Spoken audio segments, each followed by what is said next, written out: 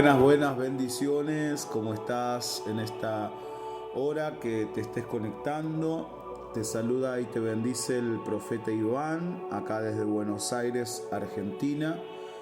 Y quiero, decirte que primero ante todo pedirte disculpas porque he avisado que iba a estar subiendo este video mucho antes, pero la verdad que he estado con distintas situaciones que los cuales se me ha impedido grabar el video, honestamente, pero sabemos que el compromiso no lo tomé con ustedes principalmente, sino con el Señor.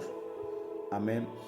Y de verdad que la idea mía era grabar la clase directamente, la clase que tenemos en Google Meet o en Zoom, perdón, pero bueno, de verdad no, en el momento que quise buscar para grabar la clase no encontré la opción que da Zoom. Yo sé que Zoom da la opción, por eso lo mandé a hacer ahí, pero bueno, por eso dije que iba a grabar esta clase para aquellos que no se pudieron conectar o para que ustedes la tengan de repaso.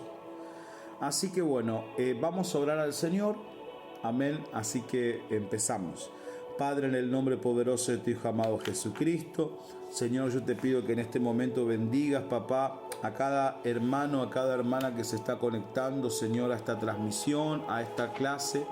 Padre, que esto, Señor Dios mío, pueda ser un tiempo de autoanálisis, Señor amado. Quizás en esta clase introductoria no tengamos tanta profundidad como las próximas, Señor, donde estudiaremos las 7 iglesias y el mensaje detrás de las 7 iglesias desvelado para todos.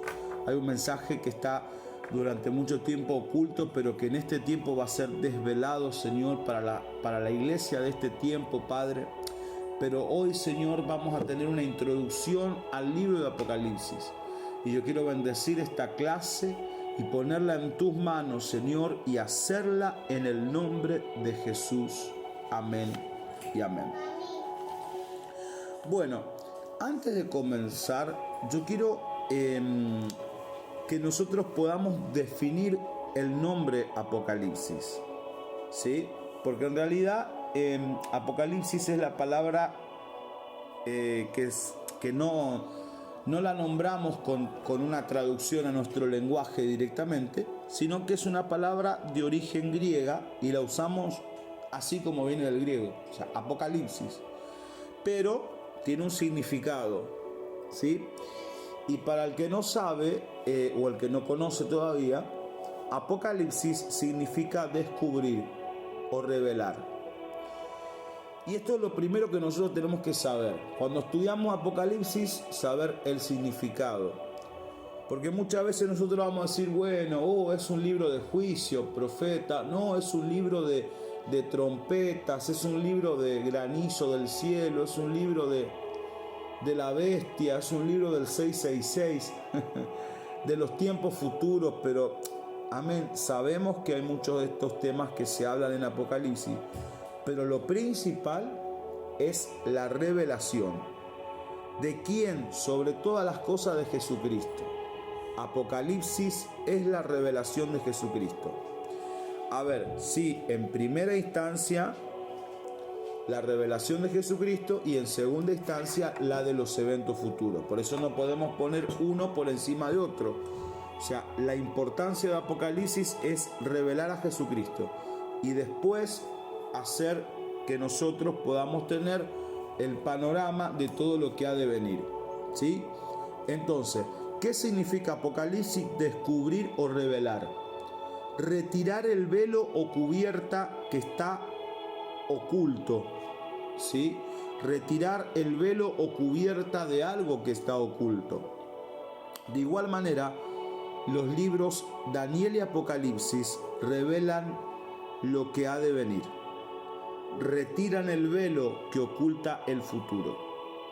Pero Apocalipsis, más que ningún otro libro de la Biblia, revela a Jesucristo de una manera sobrenatural.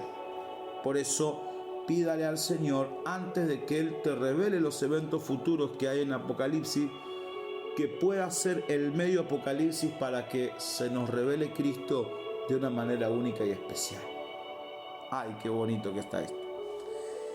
Siempre la Biblia habló de velos. O sea, no es algo nuevo para Dios hablar de velos.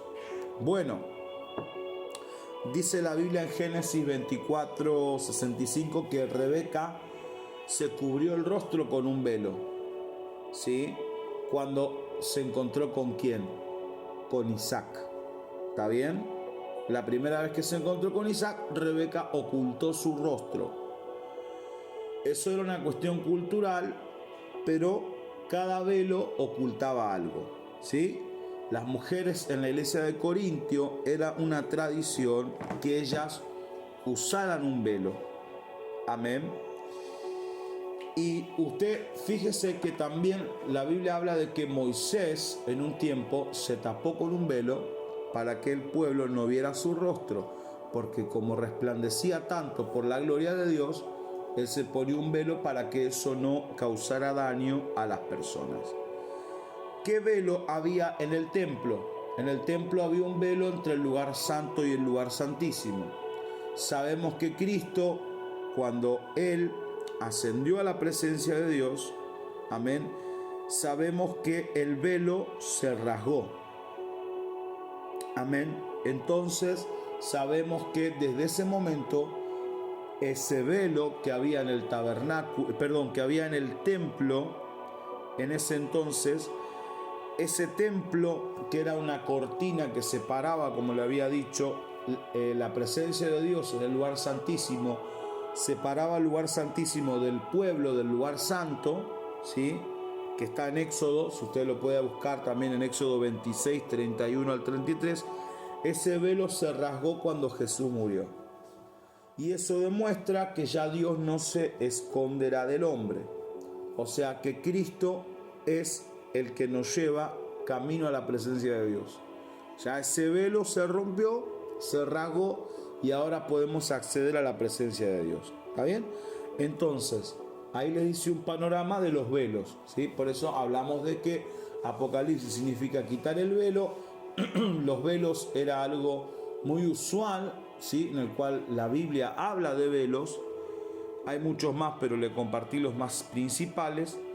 Y quiero que anotes dos cosas, mientras yo me preparo un poquito de agua acá.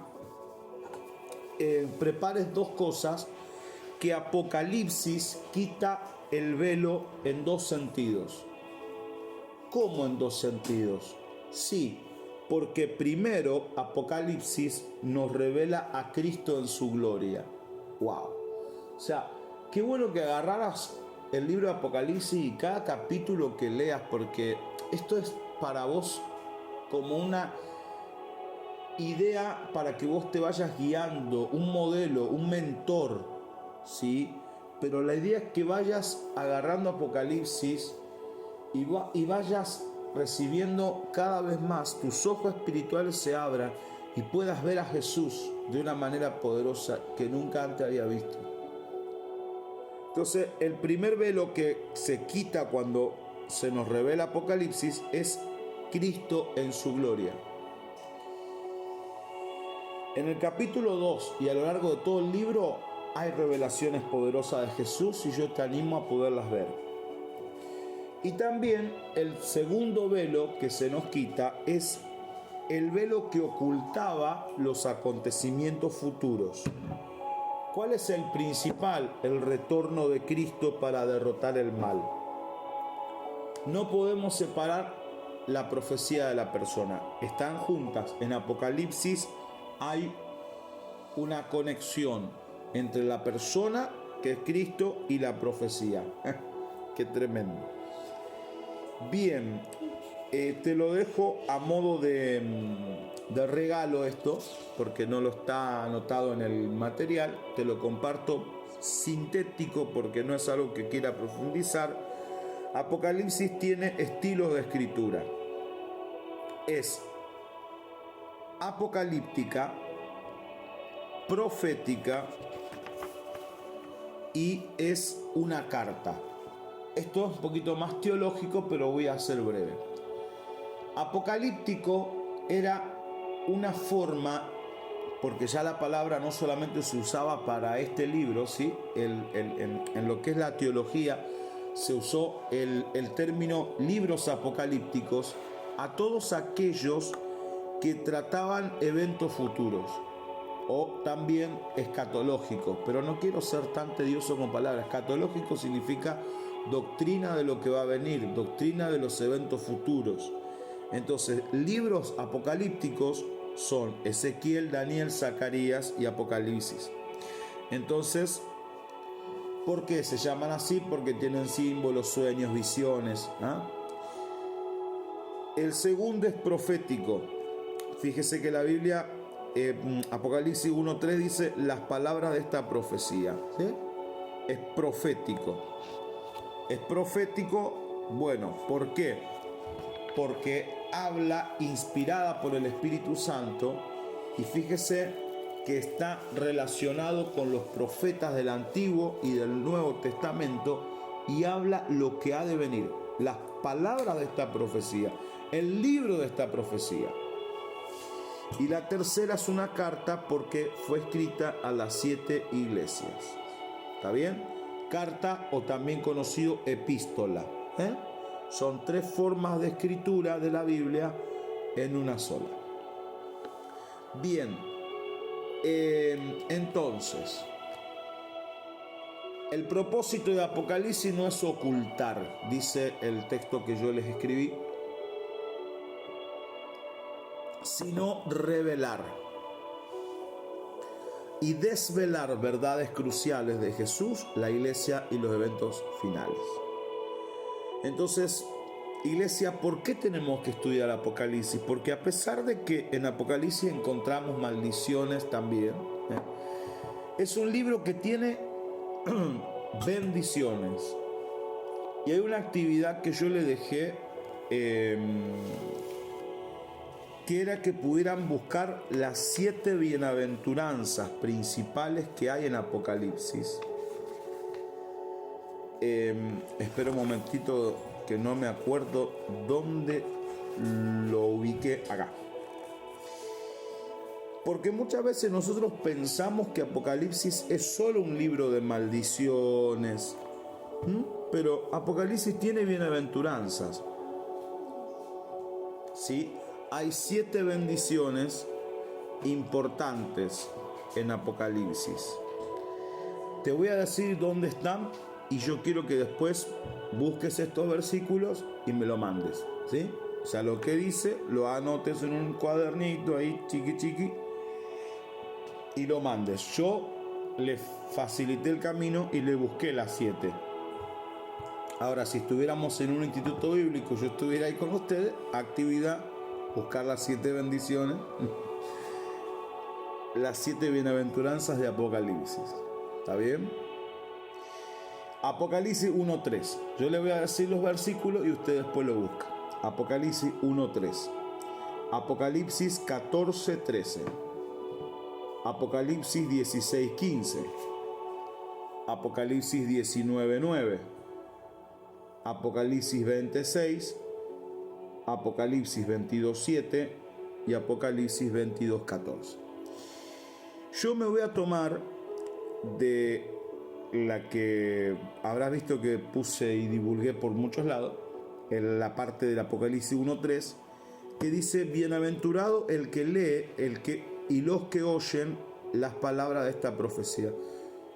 Y hay algo que quiero decirte acá muy importante, es que Dios no deja a nadie afuera de esta bendición. O sea, no hay excepciones acá para con Dios, porque dice no solamente bienaventurado el que lee, amado, bienaventurado también los que oyen. En aquel entonces, el tener acceso a una biblioteca, donde estaban los rollos, saber leer, o sea, eso era privilegios que no todos lo podían tener en aquel entonces. Pero Dios también dice, sabiendo cómo era antes, ¿no?, que uno leía para que muchos escucharan. ¿Oyó? Uno leía para que muchos escucharan. Y ahí el Señor no estaba dejando fuera a nadie. Por eso dice: bienaventurados los que leen y bienaventurados los que oyen. Y nosotros hoy en este tiempo tenemos una ventaja que muchos no tenían en aquel entonces, que podemos acceder así, rápidamente, a tener el escrito de la palabra. Y muchas veces desaprovechamos esa oportunidad, yo también me incluyo. Pero viste que la palabra dice bienaventurados. Antes era para ricos, para los que tenían educación, poder acceder a un texto, acceder a los rollos. Pero nosotros hoy tenemos la bendición de poder tener este libro en nuestras manos y poder tomar todo lo que en él está para nuestra edificación. Amén. Bienaventurados los que oyen, los que leen, pero fíjese que si escucho y leo y no guardo, no me sirve. Entonces, leer, oír, pero también guardar.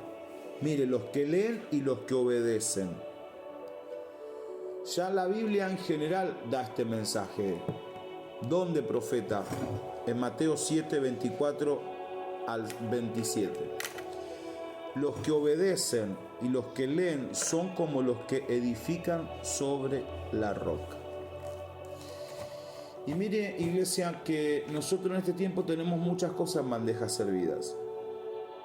Y hoy en día Dios parece que nos ha facilitado mucho el poder acceder a la palabra de Dios, a la Biblia. ¿Está bien? Pero el libro de Apocalipsis, hay algo ahí que es tremendo. Porque nos habla de que estando en Cristo vamos a padecer persecución. Y este lamentablemente es el mensaje que muchos no quieren escuchar. Por eso no me apagues la televisión, dijo un apóstol. Es el mensaje que no quieren oír hoy en día, que estoy en Cristo y no voy a ser perseguido. Y usted fíjese que Apocalipsis fue escrito, y a eso es lo que voy, fue escrito en un periodo de grande persecución. Juan el apóstol, se me chispoteó, el apóstol Juan estaba exiliado en la isla de Patmos. ¿Por qué? Por predicar la palabra del Señor. ¿Por qué? Por servir a Dios. Por negarse a adorar al César como Dios. O sea, la iglesia estaba padeciendo un periodo de gran persecución y el Señor escribe Apocalipsis para fortalecer la fe de los creyentes. El Señor manda la palabra de Apocalipsis, amén, para fortalecerlos, para decirles, sean vencedores, van a tener victoria, soporten la tribulación, soporten la prueba. No hablo de gran tribulación, hablo de tribulación. Soporten la tribulación, soporten la prueba, permanezcan fiel, porque el que persevera hasta el fin, ese será salvo. No bajen los brazos, sigan luchando, vuelvan al comienzo. Es un libro donde Él nos llama la atención, porque no solamente habla de la venida, habla de cómo tenemos que prepararnos para la venida de Cristo. No te habla de la venida solamente, te habla de cómo tenemos que estar preparados. ¿Estamos acá? Entonces Apocalipsis es un libro de bendiciones, es un libro de bienaventuranzas, es un libro de fortalecimiento. Amén. ¿Por qué te fortalece? Porque no solamente, amén, te hace pasar la prueba, la batalla, la tribulación, sino también te dice estoy contigo en la tribulación, estoy contigo en la prueba, estoy contigo en la persecución, no me he olvidado de ti, conozco tus obras, sé quién eres, sé que aunque tienes poca fuerza no has negado mi nombre. Amén. Entonces, hay un contexto, bueno, quiero ser breve con esto, más decirte que sabemos que Juan es el autor, no el Bautista, sino el apóstol Juan. El apóstol Juan, que era hermano de el apóstol Santiago, ¿sí? Conocido también como Jacobo, y Juan era hijo de Zebedeo, ¿sí? Ese fue el autor de Juan. Y en varios el autor fue Juan, y en varios versículos de la Biblia, en varios versículos de Apocalipsis, podemos identificar que Juan fue el autor. Hay una evidencia interna, ¿sí?, de que Juan fue el autor del libro de Apocalipsis, pero hay una cadena, ¿sí?, que no la quiero dejar saltear. Seguramente lo voy a estar hablando más adelante. Si bien Juan fue el autor, el que escribió, ¿sí?, la carta, pero hay toda una seguidilla acá, y es muy importante entenderla, que Apocalipsis es dado por Jesús y acerca de Jesús, y viene en este hilo el Padre al Hijo, el Hijo al ángel, el ángel a Juan, y Juan a los siervos de Dios. Así es el orden en que viene la revelación: el Padre al Hijo, el Hijo al ángel, el ángel a Juan, y Juan a los siervos de Dios. Bueno, y después hay evidencias externas. Los padres de la iglesia como Ireneo, Tertuliano, Orígenes, fueron los padres de la iglesia en la era primitiva. Ellos afirmaron que Juan era el autor. ¿Está bien? Y hay una, entre comillas, historia, para algunos fábula, pero a mí me llamó la atención cuando lo escuché. No sé si lo dije en la clase principal, porque a veces hay cosas que dije en la clase que acá no la voy a decir, y hay cosas que digo acá que no la dije en la clase principal. Así que si usted vio la clase, le recomiendo ver este video también. Dice que Juan fue metido en una olla de aceite hirviendo, o de grasa hirviendo, y salió vivo. O sea, hay un relato histórico de que Juan fue metido en una olla de agua, de aceite hirviendo, y salió vivo. Y que a causa de que no pudieron matarlo de la manera que ellos querían, porque de manera sobrenatural Dios lo había protegido, él fue exiliado acá en esta isla de Patmos, que era un lugar donde había presos, donde había criminales. O sea que Juan no estaba solo ahí de vacaciones, chiribín, chiribín. No, estaba exiliado, estaba perseguido. Amén. Ese es un relato que te lo quiero compartir porque quizás a alguno le pueda edificar. Es una historia. No puedo decirte con certeza que pasó así, pero sí hay algo que te puedo decir: es que Juan se negó a adorar a la imagen de la bestia, a Domiciano, el que decía: arrodíllense delante de mí, adórenme como un dios, si no, no van a poder comprar, ni vender, ni comer. Por eso tenemos que entender que para entender el espíritu con el cual el Señor escribe Apocalipsis, principalmente hay un mensaje para la iglesia de ese tiempo. O sea, hay una interpretación histórica principalmente en ese tiempo, pero también hay otra bestia en el futuro, hay un anticristo en el futuro. ¿Está bien? Por eso tenemos que entender que cada punto de vista de interpretar Apocalipsis va de la mano, se pueden unir. No me puedo quedar solo con uno. Uno es el principal, pero también puedo tomar cosas de los otros puntos de vista para que me puedan edificar.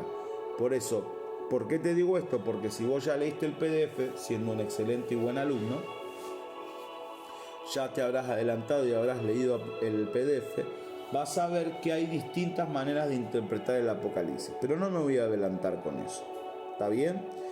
Entonces, ¿quién escribe la carta? La escribe Juan, ¿sí? Pero hay toda una cadena: el Padre al Hijo, el Hijo al ángel, el ángel a Juan, y Juan a los siervos. Hay una evidencia interna que fue escrita por Juan. Hay muchos versículos de Apocalipsis que lo dicen. A ver si lo hemos detallado. Sí, lo hemos detallado acá. Apocalipsis 1.4, Apocalipsis 1.1 y Apocalipsis 1.9. Acá lo dice en el texto del PDF. ¿Está bien? Y también hay evidencias externas. Una de ellas son los padres de la iglesia que dieron testimonio de que Juan fue el autor. Perfecto. La fecha. Bueno, estas son cuestiones teológicas, ¿verdad? El significado de Apocalipsis, bueno, en el orden que yo le voy dando una forma de enseñar profunda y bien detalladita, bien teológica. Es importante saberlo. La fecha, alrededor del año 95 después de Cristo, ¿sí? Se dice que esa fue la fecha de que Apocalipsis fue escrito. Bueno, ¿dónde estaba Juan? En la isla de Patmos. El mar Egeo era la región geográfica donde estaba ubicada la isla de Patmos y era una isla que separaba Turquía de Grecia. ¿Está bien? Y Juan estaba destinado a morir ahí exiliado. Los destinatarios estaban pasando tiempos de persecución, de prueba. ¿Y por qué el Señor habla de esta manera? Advierte contra la apostasía. La palabra apostasía significa negar la fe. Porque la persecución en ese tiempo hizo que muchos decayeran, que muchos volvieran para atrás. Ya estaban claudicando de la fe. Y para el Señor eso representa un peligro, abandonar la fe. Otro punto importante, entender el simbolismo del número 7 porque representa perfección. O sea, no quiere decir que el Señor esté hablando a 7 principales iglesias y las demás quedan afuera. No. ¿Por qué? Porque a pesar de que cada libro de la Biblia y del Nuevo Testamento, las cartas son para lugares específicos, ¿sí? Circulaban juntas. Entonces, a ver, y las 7, el rollo que contenía las 7 cartas, si bien había una específica para cada lugar, esas circulaban juntas. Entonces, ¿por qué 7? Porque el 7 representa plenitud, completo, perfección. Es un mensaje, el 7 significa que es un mensaje para toda la iglesia en general. O sea, no es que decir, bueno, a ver, no. Como son 7, eran las para que ya escribió y a mí Dios no me está hablando. No, sino que es un mensaje para los creyentes en todo tiempo. Apocalipsis es un libro para los creyentes en todo tiempo. Le habla principalmente a 7. ¿Por qué? Porque entre esas 7 hay un mensaje directo, específico, en el que Dios va a hablarnos a nuestro corazón de manera personal. Y Él conoce la condición en la cual tú y yo nos encontramos. Y en esos 7 mensajes, en esas cartas que el Señor da, amén, a cada iglesia, hay una palabra para vos y para mí. ¿Cuántos le alaban? Bueno, vamos a ir avanzando. Bien, perfecto.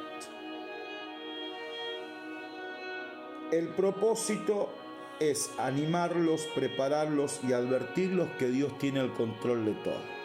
Me encanta esto. Y el deseo del autor es que amemos este libro, que lo leamos con detenimiento para poder amar cada vez más la segunda venida de Cristo.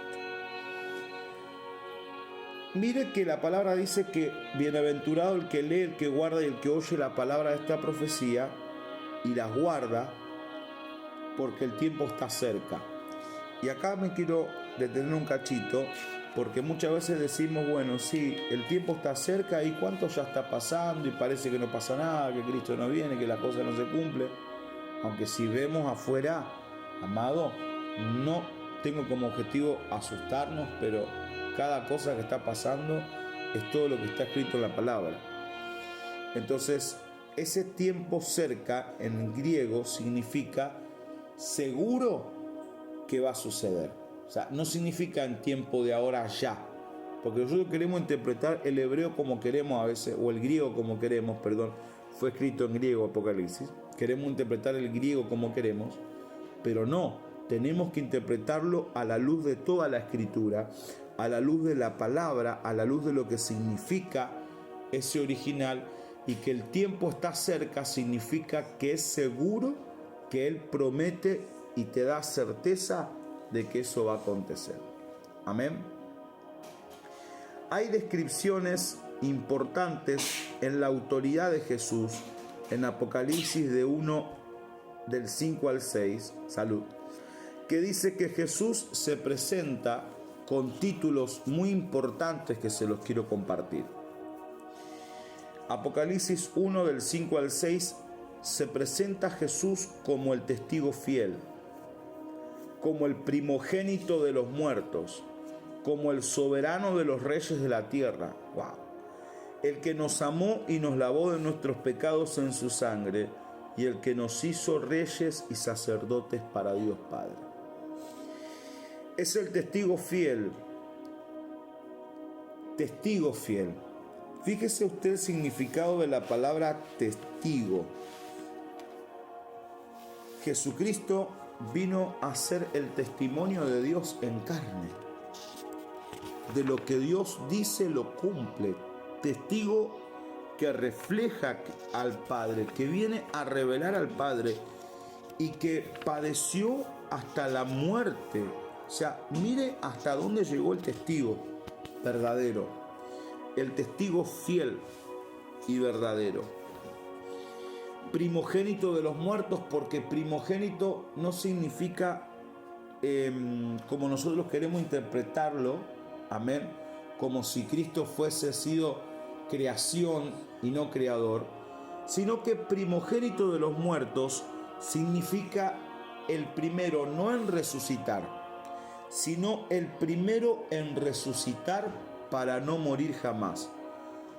O sea, si usted estudia a todos los que murieron, por ejemplo el hijo de la viuda de Naín, o el ejemplo más común es de Lázaro, el Señor los resucitó.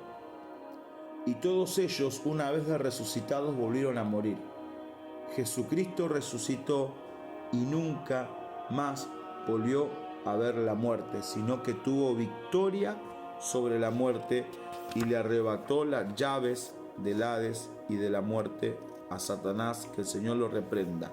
Y le entregó la autoridad a la iglesia y declaró, amén, de manera sobrenatural, que las llaves del Hades y de la muerte no prevalecerían contra la iglesia. ¿Cuántos le alaban?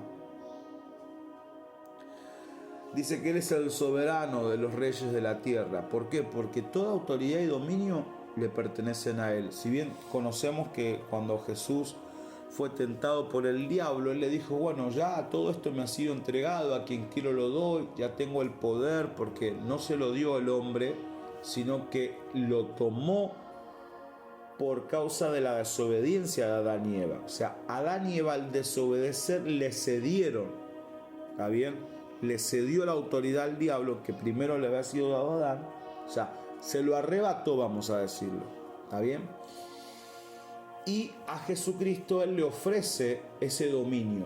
Pero cuando Cristo muere y resucita con poder, aleluya, toma todo, amén, lo que ya por herencia le había sido dado por el Padre, toma toda esa autoridad y ya no es más Satanás, dueño, amén, y Señor, sino que la palabra dice que Jesucristo es el soberano de los reyes de la tierra, que tiene autoridad sobre todo, de ahora en adelante, sobre los poderes de la tierra y los tiempos verbales, pasados, presentes y futuros. Así que ya el diablo así chiquitico queda cuando usted lee y estudia el libro de Apocalipsis.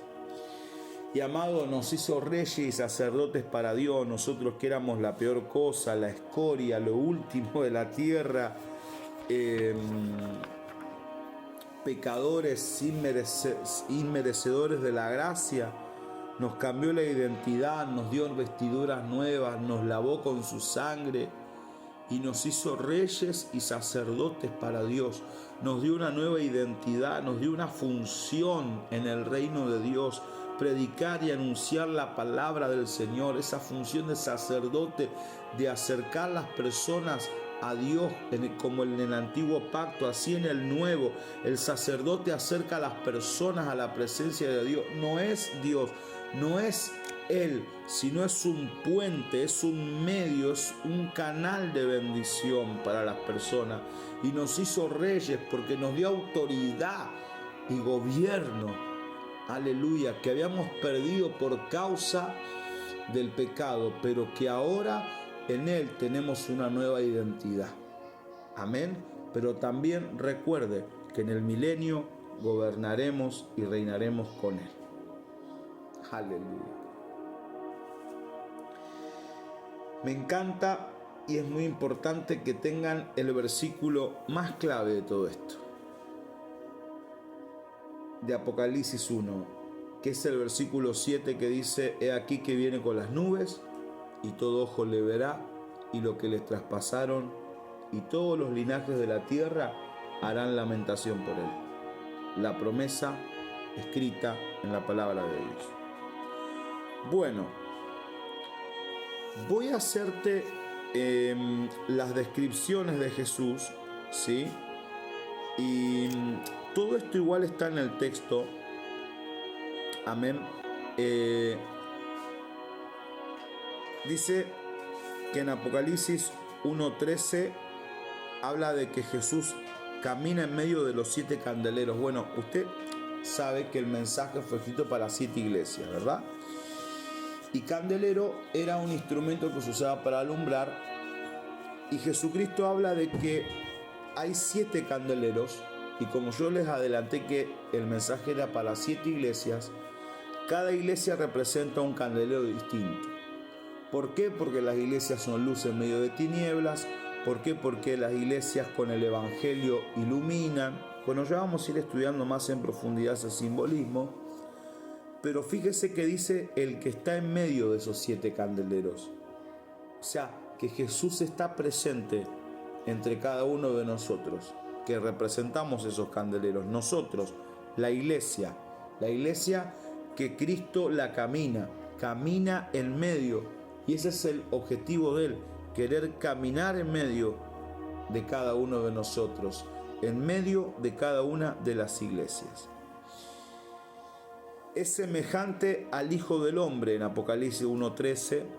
Hijo de Hombre lo encontramos en Daniel 7:13. Amén. Sabemos que la naturaleza de Cristo no solamente era divina, sino también naturaleza humana. Por eso habla de el título el Hijo del Hombre. Amén. Bien. Vestido de una ropa que llegaba hasta los pies. Según los que conocen mucho más que nosotros, esa vestidura no era cualquier vestidura. Esa vestidura la usaban sacerdotes, jueces, gobernantes y reyes. El Rey de Reyes acá no aparece como ese cordero, sino acá aparece con esa vestidura que el pueblo de Dios lo esperaba, pero no vino. Él vino en la tierra en su primer venida humilde, se encarnó, se hizo hombre, pero acá Juan ve a ese rey que muchos anhelaban ver. Él lo vio en visión. Él vio. Yo creo que la vida de Juan no fue la misma después de haberlo visto a él de esa forma, porque él conoció al hombre. Juan conoció al Jesús hombre. Dice la palabra que se recostaba en el pecho del maestro, pero esta vez él no apareció como hombre, apareció vestido como rey, como el que tiene todo el dominio, todo el poder. Ellos vieron al Jesús humano. Incluso me atrevo a decir que hasta como humanos podían haber tenido el entendimiento aún de esas debilidades de Jesús como humano. Y no hablo de pecado, pero sí hablo de temperamento humano, de conocer las situaciones de la naturaleza a la cual Jesús estaba expuesto como hombre. Pero ahora Juan estaba viendo a Jesús en un esplendor diferente. Estaba viendo a Cristo de una manera diferente. Amasei, Kataya, oh Santo poderoso. Lo estaba viendo vestido de sacerdote, de juez, de gobernante, y ceñido por el pecho con un cinto de oro. Y el oro es símbolo de realeza. Su cabeza y sus cabellos eran blancos como blanca lana. Daniel 7:9 habla de que el anciano de días es una muestra de la eternidad del Padre, de la sabiduría del Padre. El cabello blanco es relacionado con sabiduría. Juan demuestra a sus lectores que el Padre y Jesús participan de la misma naturaleza. ¡Ay, qué hermoso! Sus ojos como llamas de fuego. Él lo ve todo. Escudriña las mentes y los corazones. El fuego demuestra que Él no tiene parcialidad hacia nadie. Son los ojos de un juez justo que todo lo sabe. Escudriña las mentes y los corazones. Y sus pies semejantes al bronce bruñido. El bronce representa la fuerza. Puedo tomar con mis manos el arco de bronce. El bronce representa la fuerza, pero también el bronce era símbolo de sacrificio. Porque en el antiguo pacto, usted fíjese en el libro de Éxodo 38:30, que había un altar, que dice la Escritura, que en el tabernáculo y en el templo había un sector conocido como el altar de bronce para sacrificios. Nos recuerda que Jesús fue nuestro sacrificio. Tremendo. Su voz, escuchó la voz, no solamente vio, no solamente tuvo una visión, sino una audición. Escuchó, dice, la voz como el estruendo de muchas aguas. ¿Cómo habrá sido esa voz? Una voz con gran poder y una voz con gran autoridad. Y dice que en la derecha de él estaban 7 estrellas. Representa que él tiene sus mensajeros, ángeles o estrellas de la iglesia, que principalmente habla los pastores de las 7 iglesias, pero también ángel significa mensajero o los siervos de él. Amén. Está el ángel representando primero al pastor principal de cada iglesia, al espíritu que rige en cada iglesia, que lo hace característico a cada ministerio, ¿sí? Sanidad, liberación, milagros, bueno. Pero también en ese ángel que refleja principal, también están ahí amalgados los siervos que Dios pone también en esa iglesia. Porque ángel significa mensajero, y todo aquel que predica la palabra de Dios es un mensajero. Pero nótese que no voy a hacer hincapié en esto, sino que dice que está a la derecha.